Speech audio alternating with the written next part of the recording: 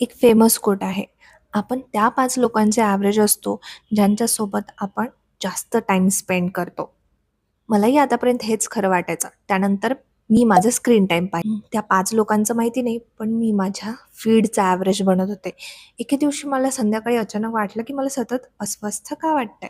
कारण तसं अस्वस्थ वाटण्यासारखं काहीच कारण नव्हतं. त्यानंतर मला जाणवलं, की माझा 70% फीड हा निगेटिव्ह कंटेंटनी भरलेला आहे. Crime, accidents, day care controversies, reality shows, conflicts आणि इतरही बरंच काही. मला एक गोष्ट लक्षात आली. आपलं मन हे खूप सेन्सिटिव्ह असतं. अगदी स्पंजसारखं काम करतं. Whatever we consume that gets absorb. त्यावर थोडासा विचार केल्यानंतर मला एक गोष्ट लक्षात आली. सोशली अवेअर असणं गरजेचं आहे, पण सतत निगेटिव्हिटी कन्झ्युम करणं अजिबात गरजेचं नाही. त्यामुळे मी मुद्दामहून चांगले पॉडकास्ट, चांगली पुस्तकं आणि चांगले विचार कन्झ्युम करायला सुरुवात केली. कारण हे खरं आहे, आपण जे सतत पाहतो, हळू आपण तेच बनायला लागतो. Let's break the chain. मला आवडणारे काही क्रिएटर्स मी कॅप्शनमध्ये दिलेले आहेत. तुम्ही कोणाला फॉलो करता ज्यामुळे तुमचं मन शांत होतं आणि थोडं अपलिफ्टेड फील होतं, हे मला नक्की कळवा.